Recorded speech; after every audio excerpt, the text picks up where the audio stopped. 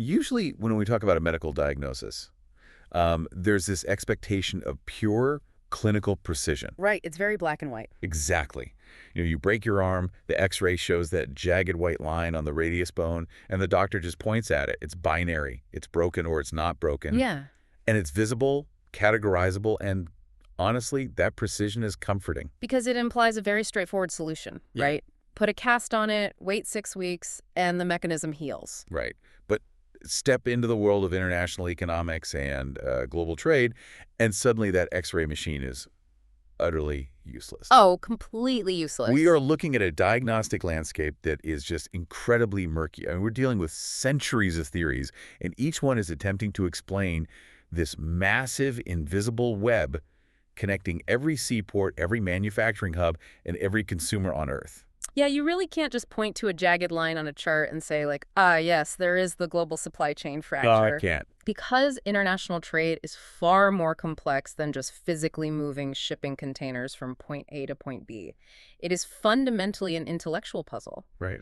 It's an attempt to understand human behavior, resource allocation, and value creation on a planetary scale. And, economists have been wrestling with this for over 300 years. And that puzzle essentially boils down to one driving question that really dictates the modern corporate world. Why do countries trade, and who actually wins? That is the big question. And that's what we're tackling today in this deep dive. And we have a very specific listener in mind today. You listening right now. You are an MBA student, you are looking at the realities of global business, and you are probably staring down a dense academic unit on the evolution of trade theories. Specifically, a chapter that covers everything from 17th century mercantilism to modern strategic frameworks. It's the kind of academic material that can easily feel like a dry wall of text, just a series of dead economists and outdated mathematical formulas. Well, for sure, it can feel really dry. But to view it that way is a mistake. These aren't isolated theories, they're a continuous, evolving conversation. And understanding that conversation is the absolute secret to mastering this material. Whether you are analyzing a supply chain for a multinational corporation or, frankly, sitting for your international economics exam. Exactly. The golden rule we want to anchor this entire discussion on is this: the theories don't exist in a vacuum. Every new economic model was born specifically because the previous model had a glaring, undeniable blind spot. Yes, they were fixing the mistakes of the past. Right. If you can understand the flaw in the logic of one era, you will instantly understand why the next era's theory had to be invented. It's the ultimate memory hack for your exam. It really is. It's an intellectual evolution. The earlier thinkers mapped out the basic topography, realized their map didn't account for a massive mountain range, and so the next generation had to draw a better map. So let's look at the very first map. We need to travel back to the year 1776. A big year. Huge year. The American Revolution is kicking off. But across the Atlantic, a Scottish philosopher named Adam Smith is dropping a revolution of his own. He publishes an inquiry into the nature and causes of the wealth of nations. And to truly grasp the impact of Adam Smith, you have to understand the psychological and economic landscape he was rebelling against. What was the vibe back then? Well, before Smith, the dominant global doctrine was mercantilism. The absolute core of mercantilist thought was pure paranoia. The world firmly believed that wealth was a zero-sum game. So the pie was only so big. Exactly. If France took a slice, Britain lost a slice. There was no growing the pie. So the goal of every empire was to hoard as much physical gold and silver as humanly possible. Precisely. You wanted to maximize your exports, sell everything you could to other countries to get their gold, and aggressively block imports so your gold didn't leave your borders. It sounds so stressful. It was an inherently hostile economic system. Very hostile. If my nation wins, your nation must lose. Trade was essentially a form of bloodless warfare. Then Adam Smith enters the chat and completely flips the table. He argues that this zero-sum obsession with hoarding gold is profoundly stupid. He really did just call it out. He introduces the concept of absolute advantage, arguing that free trade is actually a mutually beneficial engine for growth. The foundation of his argument is the division of labor. Which is such an elegant concept. It really is. And the logic is so intuitive when you scale it down to an individual level. Think about it. If a master tailor needs a new pair of boots, he doesn't waste 2 weeks of his life trying to cobble leather together. No, that would be a terrible use of his time. Right. He makes a suit in 2 days, sells it, and buys the boots from the master shoemaker. Both of them stick to what they are absolutely best at, and both end up wealthier and saving time. What's fascinating here is that Smith simply took that undeniable micro-level logic and scaled it up to the macro level of entire nations. Mind-blowing at the time, probably. Yeah. Absolutely mind-blowing. He said a country should specialize exclusively in producing the goods it can manufacture most efficiently, most cheaply, and then trade for everything else.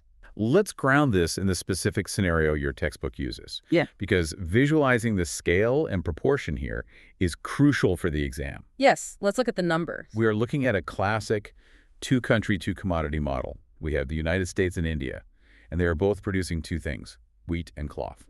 And we should note, Adam Smith measures the cost of producing these goods in man-hours, just pure physical labor time. Right. Why just labor? Because the labor theory of value was the standard metric of the era.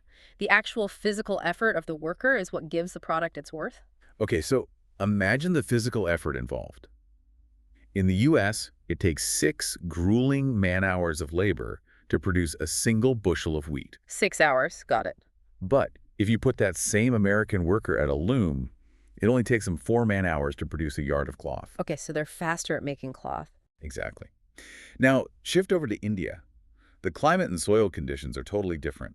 In India, it only takes 1 man-hour of labor to produce a bushel of wheat. Wow, way more efficient. But weaving that yard of cloth, that takes them 5 man-hours. So when Smith looks at this, the path forward is glaringly obvious. You just compare the absolute numbers directly. Right, head to head. For wheat production, India's single man-hour is vastly more efficient than the U.S. requiring 6 man-hours.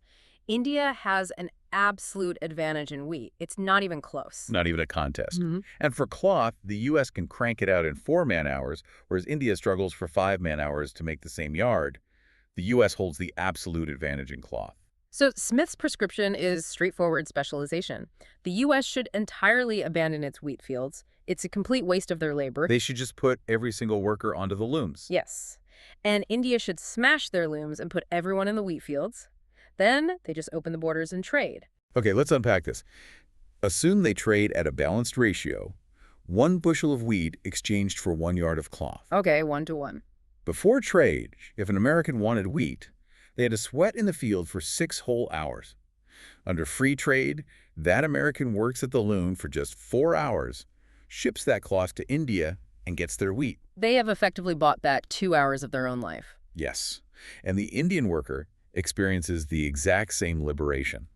Instead of spending 5 hours trying to weave cloth, they spend just 1 hour growing wheat, trade it to America, and get the cloth. They save 4 hours of back-breaking labor. It's an elegant mathematical proof that free trade is a win-win scenario. The mercantilists were wrong. The pie can actually grow. It's an incredibly persuasive model, and it fundamentally altered the course of global economic policy.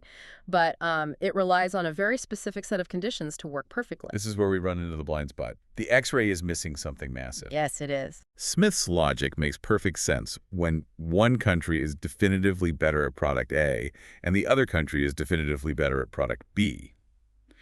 But wait, what if one country is just terrible at making everything? Do they just get left out of global trade completely? Exactly. This was the existential crisis for Smith theory. What if the U.S. is just an absolute powerhouse and India is less efficient at producing literally everything? Right, like what happens then? If a developing nation requires more man-hours to produce wheat and more man-hours to produce cloth than a highly developed superpower, then under the strict logic of absolute advantage, the superpower should just produce everything internally. Because there's no mathematical reason for them to trade. Exactly. They have zero incentive. The developing nation is mathematically locked out of the global economy. Which flies in the face of reality, because historically, we see highly developed empires trading constantly with less developed regions. Yeah, all the time. Smith's map just hit a wall. He can't explain why a superior economic power would bother buying anything from an inferior one. And that glaring omission is the catalyst for the next massive leap in economic thought. It takes a few decades, but in 1817, a British political economist named David Ricardo publishes his seminal work. Principles of Political Economy and Taxation. Yes.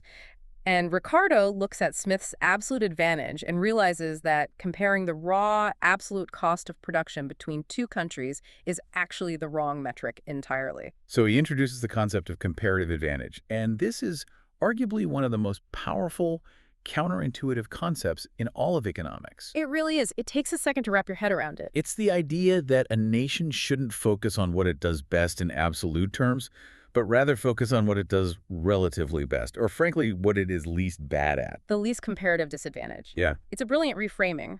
Ricardo essentially proves that relative cost is the true engine of global commerce, not absolute efficiency. Okay, let's run the scenario again, but this time we adjust the underlying reality to create Adam Smith's worst-case nightmare. Oh, this is the good part for the exam. Yes, take notes here. We still have the U.S. and India, wheat and cloth.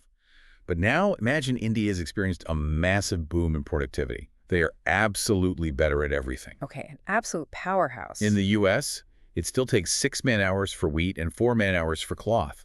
But in India, they have optimized deeply. It only takes them 1 man-hour for wheat and an incredibly brisk 2 man-hours for cloth.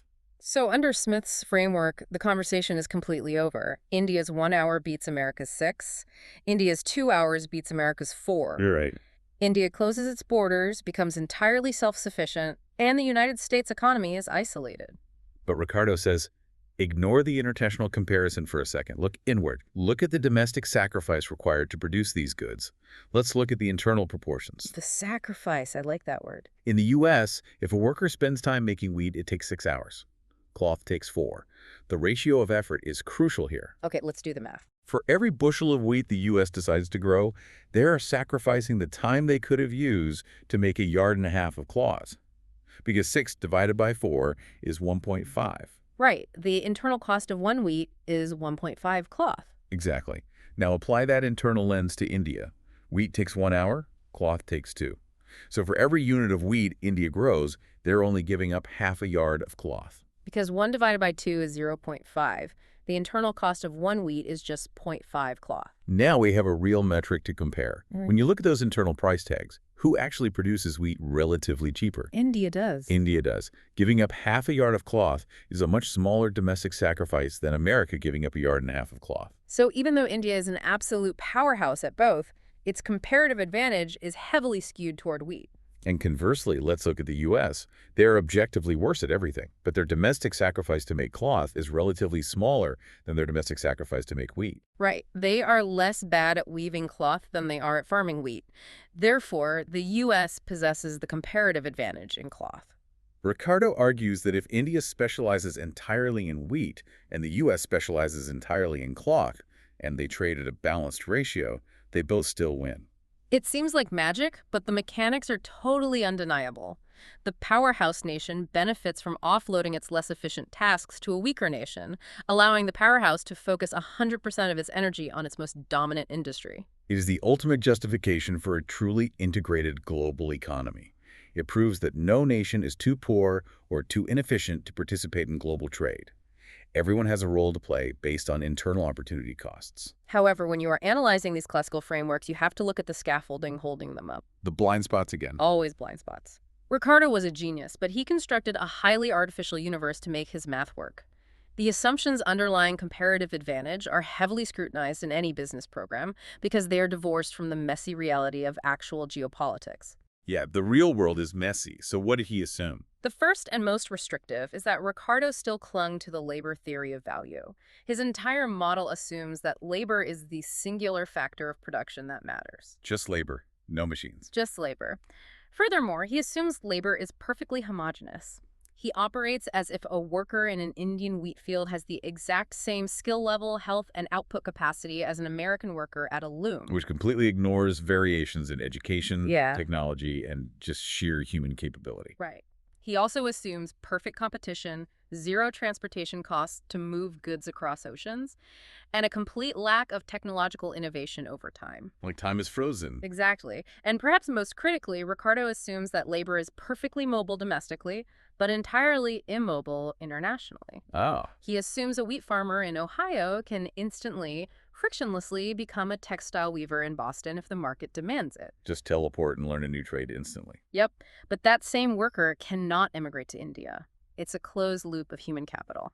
Now, for the exam, there is also a specific mathematical exception to Ricardo's theory that serves as a vital stress test for the model. Yes, the exception to the rule. What happens if the internal sacrifice, the comparative ratio, is exactly identical in both countries? That is the one scenario where Ricardo admits free trade breaks down entirely. Let's visualize that exception quickly. Imagine the U.S. takes 6 hours for wheat and 4 for cloth. That internal ratio, the sacrifice, is 1.5. Okay. Now imagine a parallel universe where India takes 3 hours for wheat and 2 for cloth. They're twice as fast as the U.S. at everything. But what is their internal ratio? 3 divided by 2 is also 1.5. In that highly specific scenario, the relative cost of production is identical. There is no comparative advantage to exploit. The internal price structures mirror each other perfectly. In that universe, there is zero economic incentive for the two nations to engage in trade. It's exactly no benefit at all. But assuming different ratios, Ricardo's theory held massive sway. Yet, as the decades rolled on into the late 19th century, the Industrial Revolution was completely transforming the global landscape. The world was changing fast.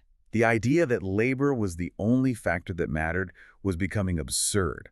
I mean, you walk into a factory in 1880, and you don't just see men sweating, you see massive steam engines, complex mechanical looms, vast amounts of capital investment. Which exposes the huge flaw in Ricardo's baton. You cannot explain industrial-era global trade using a metric that only measures the sweat on a worker's brow. Right, you need a bigger ruler. You have to account for the machines, the factories, the financial capital backing the enterprise. And that realization sets the stage for Gottfried Haberler. It's 1883, and Haberler decides to rip out the antiquated scaffolding of the labor theory of value and replace it with a much more robust framework. He brings in a second vital factor of production, capital. Haberler recognizes that producing goods requires a mix of resources. It's not just man-hours, it's land, labor, and capital working in concert. And to visualize how nations allocate these combined resources, he introduces a concept that is foundational to modern microeconomics, the production possibility curve. Also known as the transformation curve or the production frontier. Yes.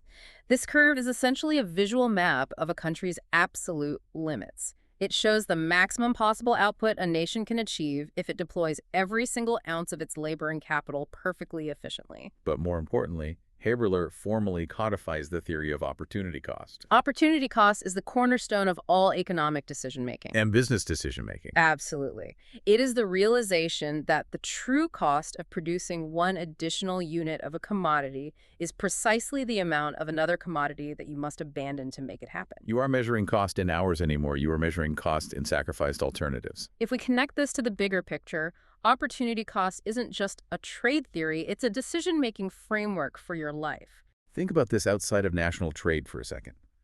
Opportunity costs is how you should evaluate every decision in your MBA program. For sure.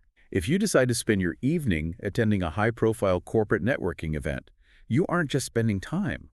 Your opportunity cost is the deep, focused study session you had to abandon.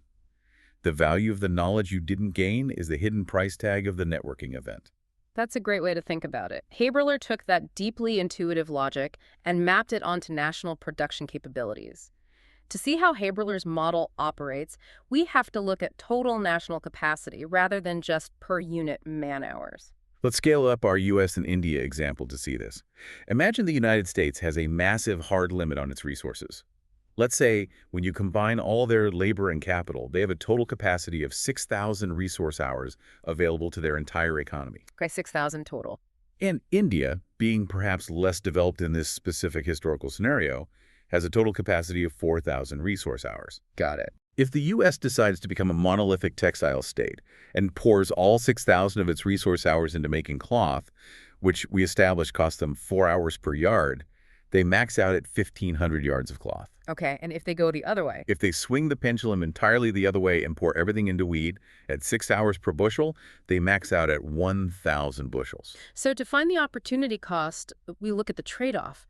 What is the hidden price tag of a single yard of cloth for the United States? It's the total sacrificed wheat divided by the total gained cloth. If they sacrifice all 1,000 possible bushels of wheat, they gain 1,500 yards of cloth. You divide 1,000 by 1,500, and you get roughly 0.66. The opportunity cost for the U.S. to produce 1 yard of cloth is 0.66 bushels of wheat. Every time a yard rolls off the loom, 2/3 of a bushel of wheat vanishes from their potential harvest. Now let's calculate India's absolute limits. They have 4,000 total resource hours. If they go all in on cloth, which takes them 5 hours per yard, they max out at 800 yards. Okay, and for wheat? If they go all in on wheat, which only takes them 1 hour per unit, they yield a massive 4,000 bushels. So what is India's opportunity cost for a bushel of wheat? Yeah. It's the sacrificed cloth divided by the gained wheat. They sacrifice 800 potential yards of cloth to gain 4,000 bushels of wheat. And 800 divided by 4,000 is 0.2. For every single bushel of wheat India pulls from the earth, they are only sacrificing 2/10 of a yard of cloth. So Haberler's conclusion is elegant. A country holds a comparative advantage in the product where it faces the lowest opportunity cost. India's opportunity cost for wheat is a microscopic 0.2. The U.S. opportunity cost for wheat would be much higher, 1.5. So India dominates in wheat because their internal sacrifice is drastically lower. And the U.S. dominates in cloth because their opportunity cost of 0.66 is lower than India's opportunity cost for cloth. So Haberler gives us a vastly superior diagnostic tool. He accounts for both labor and capital. He gives us the production possibility curve to visualize the limits. He shifts the entire conversation from raw hours to the cost of sacrificed alternative. But, and this is a big but, if you really sit with Haberler's conclusions, a massive, glaring question remains totally unanswered. Oh, absolutely. He identifies the advantage, but he doesn't diagnose the underlying condition. Exactly. So Haberler gives us a better ruler to measure the costs, but he still doesn't tell us why the U.S. is better at cloth and India is better at wheat in the first place. Why are those realities existing at all? Right. Why is America naturally positioned to weave textiles efficiently? Why does India have such a profound systemic capacity to harvest wheat with so little internal sacrifice? Neither Ricardo nor Haberler actually explains the root cause of the comparative advantage. They just build formulas to observe that the advantage is happening. They're looking at the symptoms of economic efficiency without investigating the geographic and demographic causes. And that profound missing piece forces us to move beyond abstract mathematical curves and look at the physical reality of the nations themselves. Exactly. To find out why comparative advantages exist, we have to look at what resources a country naturally has sitting in its borders. Enter the Swedish economists. Yes. Eli Heckscher writes a pivotal article in 1919, and his student, Bertil Ohlin, expands it into a monumental book in 1934 called Interregional and International Trade. Together, they forge what becomes famously known as the Heckscher-Ohlin theory, or simply the HO theory. And they look at Haberler's unanswered why, and they provide a definitive answer: factor endowment. The HO theory completely shifts the paradigm. It argues that comparative advantages don't just fall out of the sky, they are deeply rooted in the physical and demographic realities of a nation's borders. Trade happens specifically because countries are endowed with wildly different proportions of the fundamental factors of production. To understand how the HO theory functions, you have to lock in on two foundational tenets for your exam. If you don't grasp these two concepts, the whole theory falls apart. Yes, these are critical. Tenet number one is factor intensity.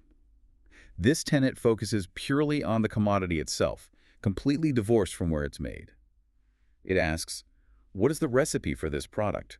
Is it labor heavy or is it capital heavy? Think about the actual mechanics of production here.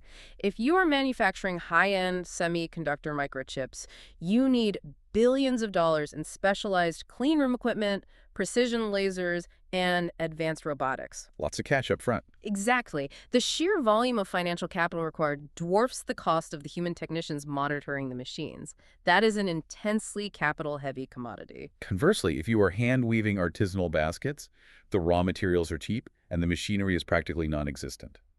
The entire value of the product is derived from hundreds of hours of intense human manipulation. That is a massively labor-intensive commodity. And crucially, Heckscher and Ohlin assume that the recipe doesn't change when you cross a border. If weaving a basket is labor-intensive in Mexico, it is equally labor-intensive in Canada. The nature of the product is fixed. That's tenet number one. Tenet number two shifts the focus away from the product and looks at the nation. This is factor abundance. Does the country have more cheap, readily available labor or more cheap, readily available capital? Now, how we define abundance is a critical point of debate in economics, and it is something you must absolutely master for your exams or any high-level strategic analysis. There are two very different ways to measure a country's abundance, right? Yes. The first is through absolute supply. This is the brute force method. You literally just count the total number of able-bodied workers in the country and compare it to the total monetary value of all the machines, factories, and infrastructure. Just weigh the piles. Exactly. Whichever pile is larger dictates your abundance. But the textbook, and modern economics in general, pushes back against that brute force method. It prefers the second definition, abundance defined by factor prices. This method doesn't just look at how much of a resource exists, it looks at what that resource actually costs in the open market. It compares the price of capital, which is essentially interest rates and rent, against the price of labor, which is wages. And why is the price definition vastly superior? Because price incorporates not just the raw supply of a factor, but the societal demand for it. Oh, that makes total sense. A country might have a massive, sprawling population, a huge raw supply of labor. But if they also have an incredibly high demand for manual services, the wages might still be relatively high. True abundance is reflected in a low price. If capital is incredibly cheap to borrow, you are a capital-abundant nation, regardless of how many people live within your borders. So when you smash those two tenets together, factor intensity and factor abundance, you get the grand unifying rule of the Heckscher-Ohlin theory. The rule is this: a capital-rich country, where money and machinery are cheap, will naturally gravitate toward exporting capital-intensive goods. Why? Because the core ingredient of those goods is cheap locally. And a labor-rich country, where human wages are low, will naturally export labor-intensive goods. It creates a beautiful symmetry. Nations simply lean into their inherent geographic and demographic blessings. So what does this all mean? Think about this dynamic like a culinary challenge. Imagine you are a master chef opening a restaurant, but you are forced to design your menu based entirely on whatever is overwhelmingly abundant in your pantry on day one. Okay, I like this analogy. You walk into the pantry, and it is floor-to-ceiling, wall-to-wall, stacked with incredibly cheap, high-quality flour. What do? You don't fight the pantry. No, you bake bread. You bake bread, you make pasta, you make pastries, you lean into the flour. But if your competitor opens their pantry and theirs is packed to the rafters with cheap, abundant sugar, they don't try to compete with you on sourdough. They lose. They become a confectionery. They make candy and desserts. The physical endowment of the pantry dictates the output of the kitchen. The HO theory applies this exact logic to nations. If you are a developing economy with a population of 1 billion people, but a fragile banking sector and very little heavy machinery, your national pantry is overflowing with labor. You should absolutely specialize in garment manufacturing, large-scale agriculture, or basic electronics assembly.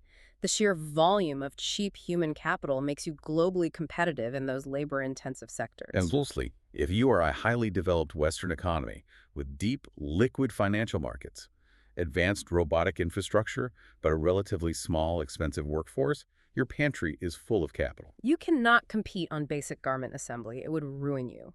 You must specialize in aerospace engineering, advanced pharmaceuticals, or complex software development. When you lay it out like that, it sounds completely infallible. The Heckscher-Ohlin theory feels like undeniable foundational logic. It makes so much intuitive sense that for decades, economists largely treated it as settled science. It was the absolute bedrock of international trade policy. But the danger of elegant logical theories is that they can make you complacent.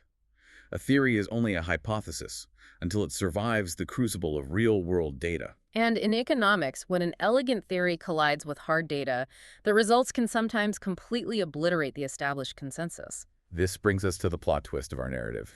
It is 1947. The Heckscher-Ohlin theory has reigned supreme for years.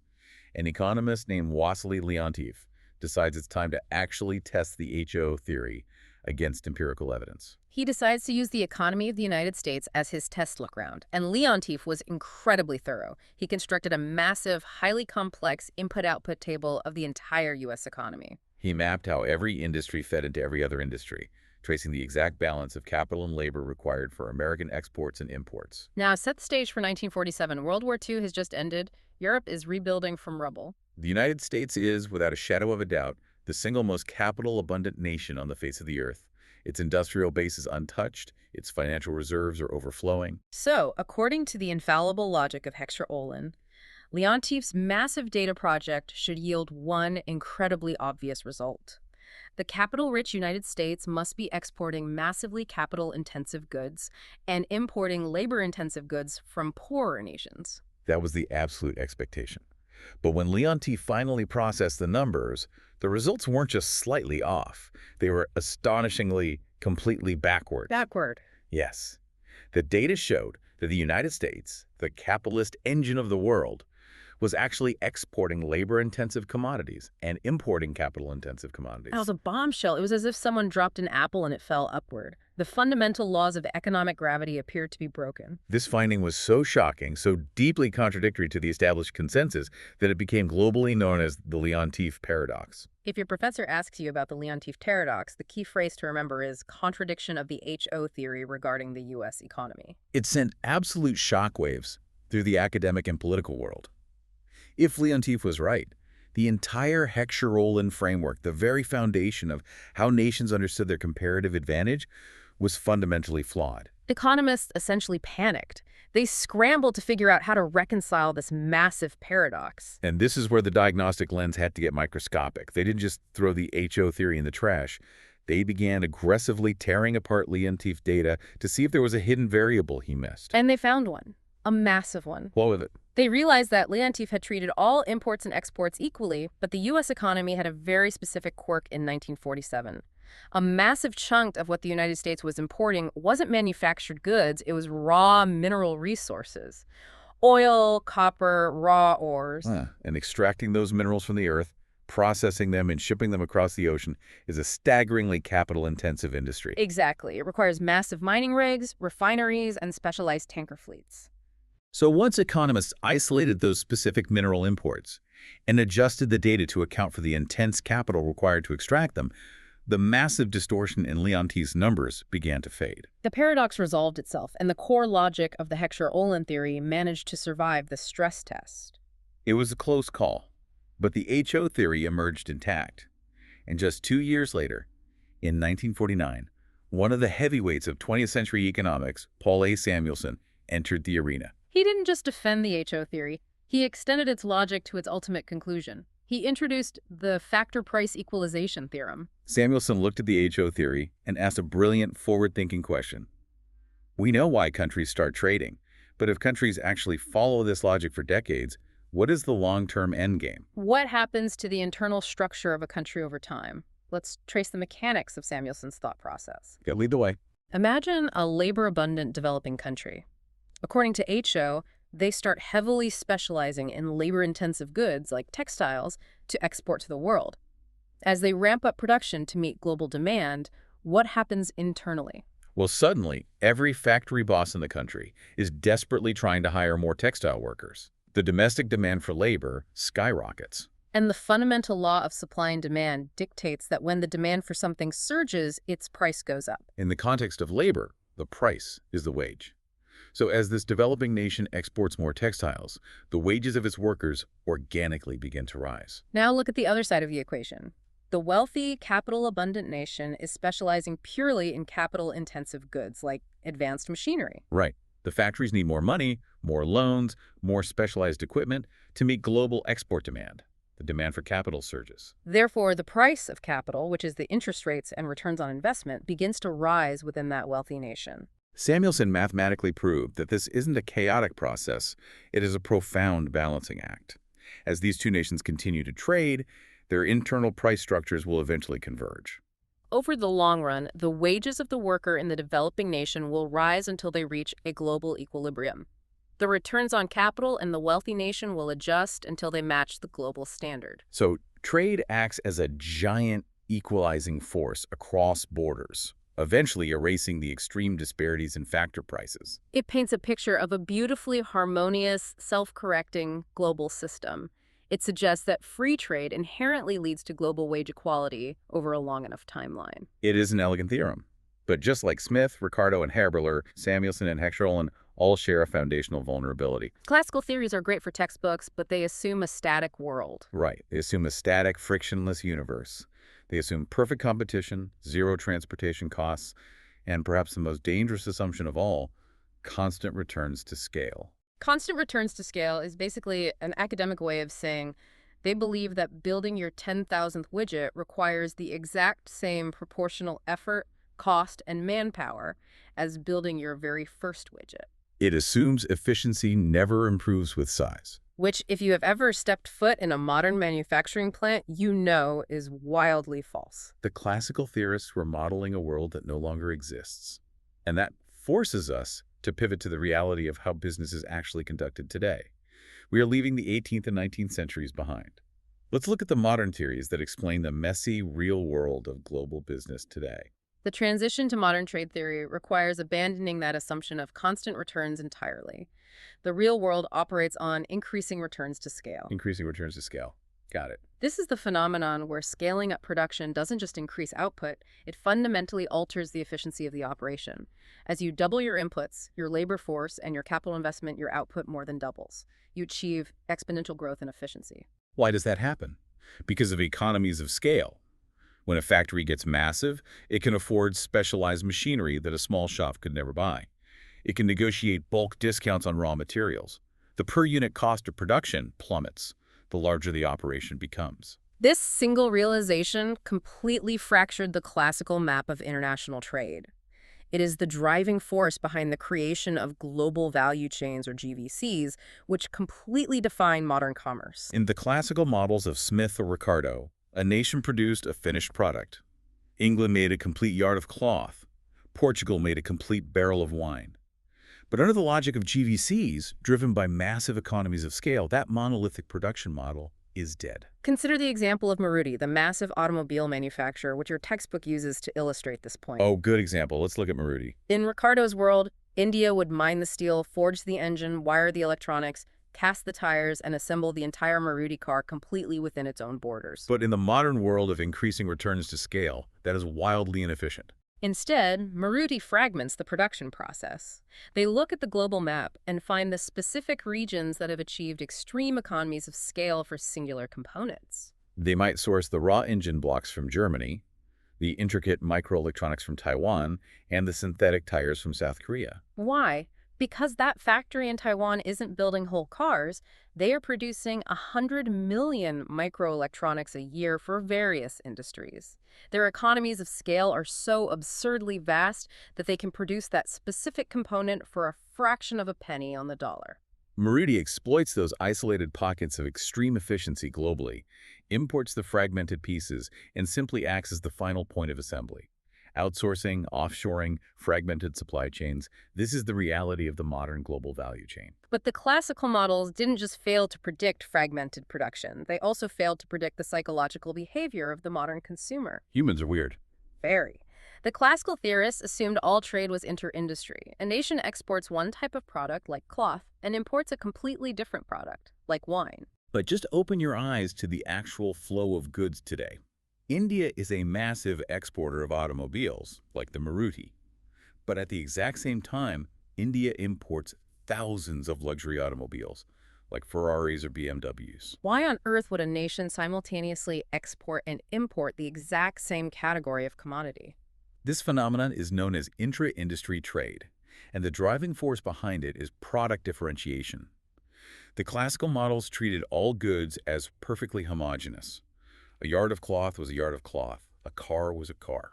But modern capitalism thrives on the fact that products are highly differentiated. They are not perfect substitutes for one another. The textbook uses toothpaste as a very grounded example. If you walk down the aisle of a grocery store, you don't just see one generic tube labeled toothpaste. You see Colgate, Close-Up, Pepsodent, Sensodyne. They all essentially do the same basic task, cleaning teeth, but they are deeply differentiated. They have different flavor profiles, different whitening chemical compounds, different marketing strategies, targeting different consumer anxieties. It's the desire for variety. Let's translate this into an environment the modern consumer navigates daily. Here's where it gets really interesting. Look at digital streaming services. Oh, this is a great comparison. A few years ago, you might have just subscribed to Netflix. It provided streaming video. But today, you don't just subscribe to Netflix. You subscribe to Netflix and Hulu and Disney Plus D. Why? You aren't watching 4 screens at once. You pay for all of them because, even though they are all technically streaming video platforms, the content is horizontally differentiated. You want the gritty prestige dramas on one platform, the superhero movies on another, and the reality shows on a third. You crave the variety. You don't view them as identical substitutes. Countries do the exact same thing with cars and toothpaste. Nations behave the exact same way. A country might have a highly efficient domestic automotive industry producing reliable, affordable commuter cars.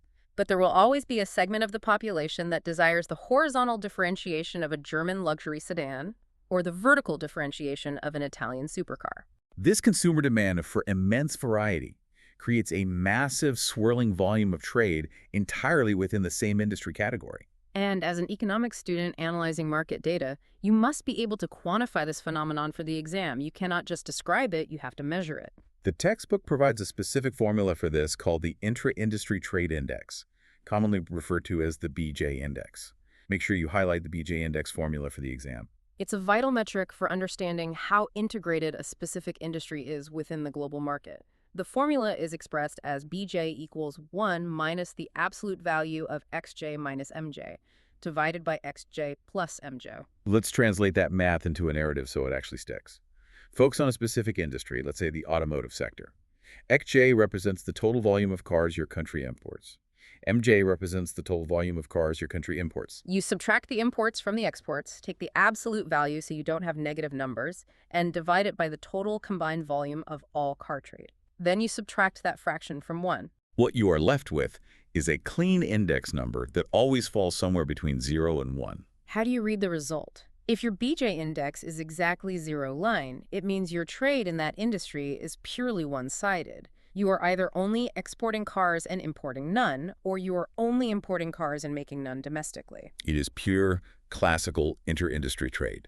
But if your BJ index is exactly 1, it means your exports and imports in that sector are perfectly balanced.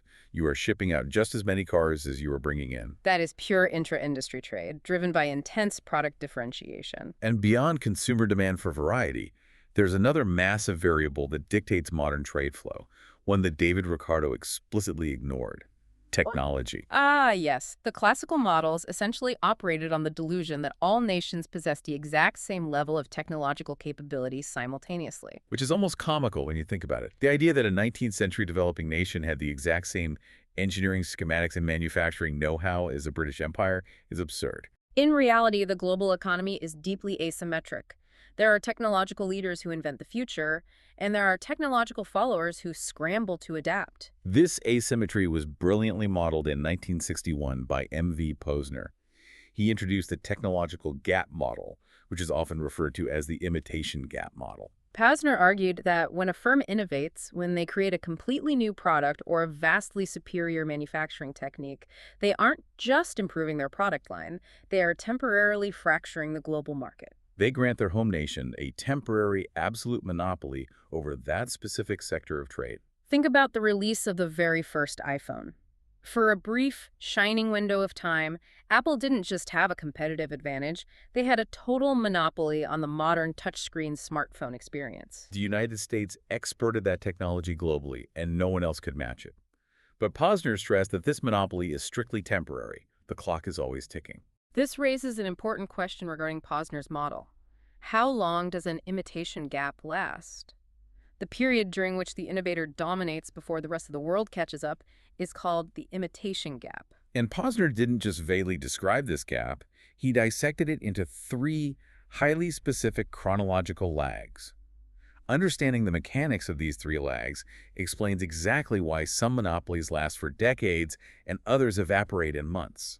The first hurdle is the foreign reaction lag. This is entirely internal to the innovating company. Let's say a biotech firm invents a revolutionary new medical device in a lab. The reaction lag is the time it takes for that company to transition the prototype out of the R&D lab, secure the raw materials, build the manufacturing assembly lines, train the workers, and physically produce enough of the devices to begin exporting them to foreign markets. They can't dominate the globe until they can actually manufacture at scale. Once the product finally hits the foreign shores, you trigger the second phase, the demand lag. Just because a revolutionary product arrives in a new country doesn't mean the local population instantly buys it. Right. The demand lag is the psychological and cultural friction. It's the time it takes for the domestic consumers in the importing country to even realize the new product exists, to understand how it functions, to trust it, and eventually to develop a genuine desire to purchase it. If it's a radically new technology, consumers might be highly skeptical, extending the lag. But once the consumers start adopting it, the true race begins. This is the third phase, and it is the most critical dynamic in modern corporate warfare, the domestic reaction lag. This is where the local rival firms in the importing country wake up and realize they are losing their home market to a foreign innovator. The domestic reaction lag is the time it takes for those local rivals to acquire the foreign product, tear it apart in their own labs, reverse engineer the technology, figure out the supply chain required to build it, and then spin up their own factories to produce a competing, localized version. So the imitation gap, the total lifespan of the innovator's monopoly, is highly variable. It depends entirely on the tension between those lags. Let's say a US firm releases a new drone. If the consumers in Europe instantly understand it and buy millions of them, that's a short demand lag. But the European robotics companies are slow, bureaucratic, and struggle to reverse engineer the software, which is a massive domestic reaction lag. In that case, the U.S. firm enjoys a long, incredibly lucrative monopoly. But flip the scenario. If a frame releases a new software platform, and local rivals in the target country have agile, hyper-aggressive engineering teams capable of cloning the software code in a matter of weeks, the domestic reaction lag shrinks to almost nothing. The imitation gap collapses, the monopoly is destroyed instantly, and the market floods with local competitors. So when you look at the modern landscape, the theories have become incredibly layered. We started with Smith's simple absolute efficiency. We added Ricardo's relative internal sacrifice. Haberler mapped it against absolute resource limits. Heckscher and Olin tied it to the physical endowments of labor and capital. Samuelson explored the long-term equalization of wages. And the modern theorists injected the chaos of economies of scale, consumer demand for variety, and the brutal ticking clock of technological reverse engineering. We have all these fragments now: resources, technology, scale, demand. It is a massive, complex constellation of ideas. Every theory is a valid lens, but none of them individually captures the entire picture of how a nation truly succeeds in the hyper-competitive modern era. Which means we need a master framework.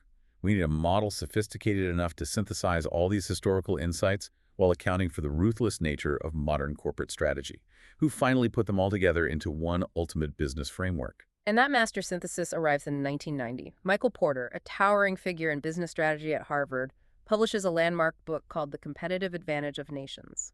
He evaluates centuries of economic thought and realizes that while the classical models are historically important, they fundamentally misidentify the main character of global trade. Porter argues that nations as abstract political entities do not actually compete in the global marketplace. Right. The United States doesn't sell cars. Ford and Tesla sell cars. Germany doesn't engineer software. SAP engineers software. Firms are the active combatants in the global arena. The role of the nation is simply to act as an incubator, to create a localized environment that exerts immense pressure on its domestic firms, forging them into entities capable of crushing international competition. To map out this incubator environment, Porter created what is now universally taught in boardrooms and business schools around the world: Porter's diamond of national advantage. Make sure you visualize the diamond shape for the exam. It is a dynamic system composed of 4 deeply interconnected components. Let's explore the architecture of this diamond, point by point. The first point of the diamond is factor conditions. Now, on the surface, this sounds exactly like the Heckscher-Olin theory of factor endowments we discussed earlier. But Porter introduces a crucial, modern evolutionary split. He divides a nation's resources into basic factors and advanced factors. Basic factors are essentially your geographic inheritance. The things a nation is simply born with: a deep natural harbor, vast reserves of crude oil, a massive pool of unskilled labor, or a favorable agricultural climate. Porter acknowledges they exist, but he argues that in the modern technology-driven global economy, basic factors offer very little sustainable competitive advantage. Anyone can buy oil on the open market. Unskilled labor is ubiquitous globally. The true engine of dominance lies in the advanced factors. These are resources that do not occur in nature. They must be aggressively, intentionally created by the nation. We are talking about a highly sophisticated telecommunications infrastructure. We are talking about deep, targeted investments in world-class university research programs. We are talking about cultivating a hyper-specialized, deeply educated workforce. You aren't born with an army of software engineers. You have to build the educational pipeline to create them. Advanced factors matter more. And because these advanced factors are incredibly difficult, expensive, and time-consuming to create, They are almost impossible for foreign competitors to quickly replicate. They form a deep protective moat around a nation's industries. The second point of Porter's diamond is demand conditions. Specifically, he is analyzing the nature of the home market.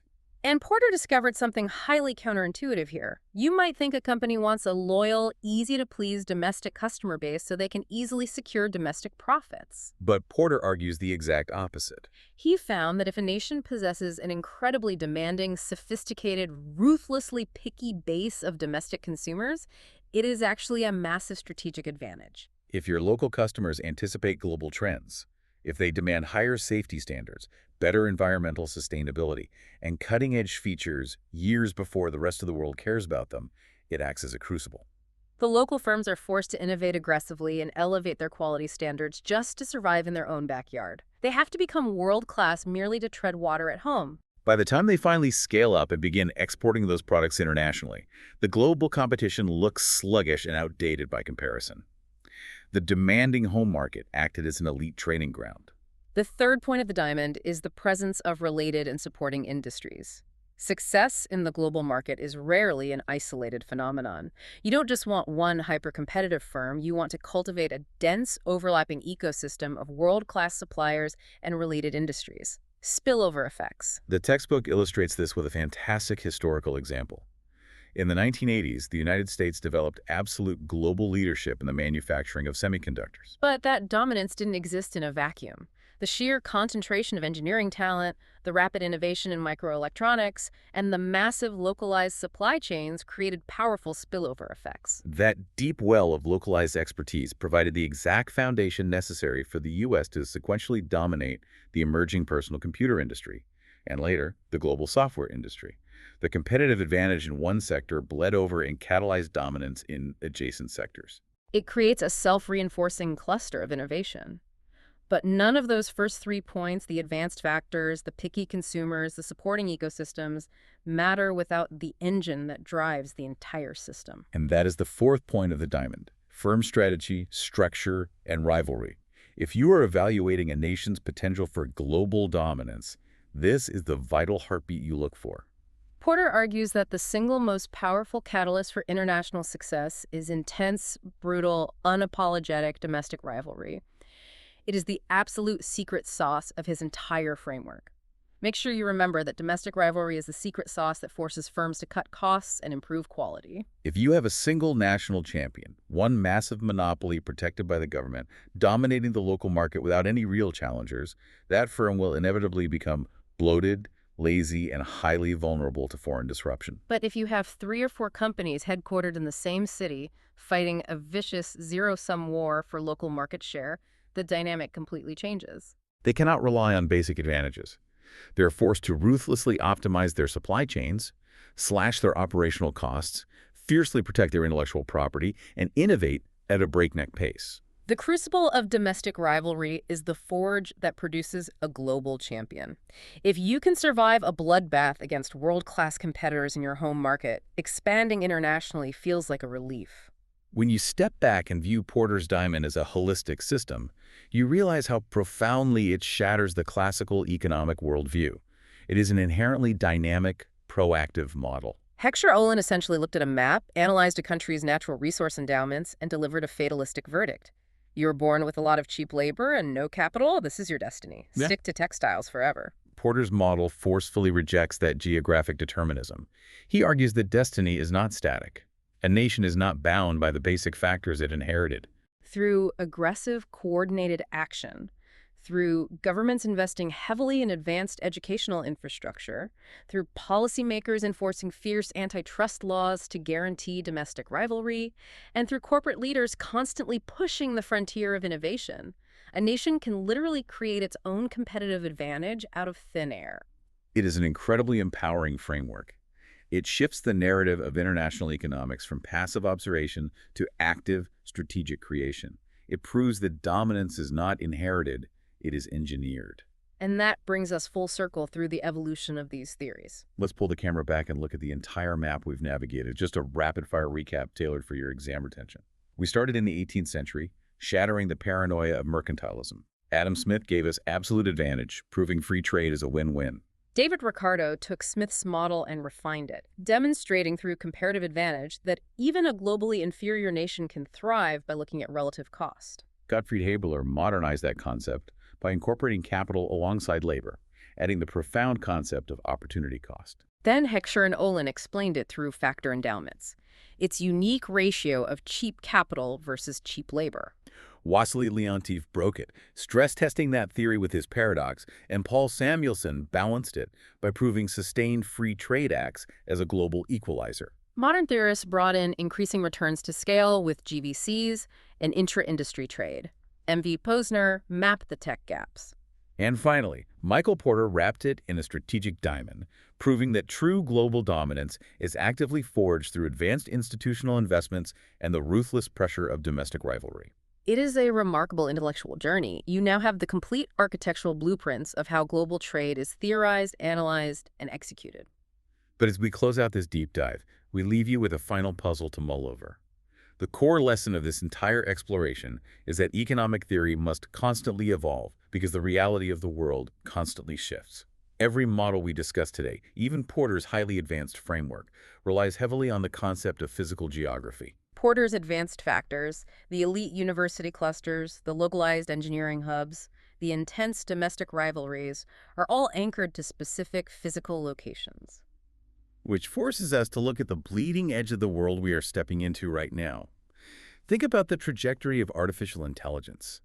We learned that communication technology and skilled labor drive competitive advantage.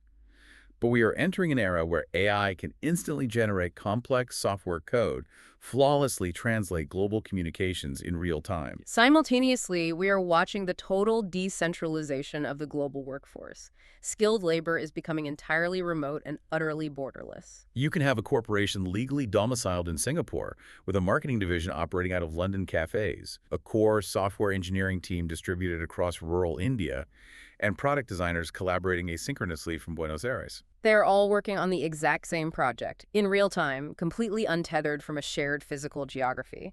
It is a profound unmooring of human capital from national borders. So we leave you with this final, provocative puzzle to navigate as you move forward in your career. If advanced skills, intense rivalry, and cutting-edge intelligence are no longer physically tied to a specific city or a specific nation, in a truly decentralized, hyper-connected world, do nations even possess a competitive advantage anymore? Or does the ultimate strategic advantage now belong entirely and exclusively to the cloud? It seems the diagnostic landscape is about to get murky all over again. Something to ponder as you look at the future of global business. Good luck on the exam.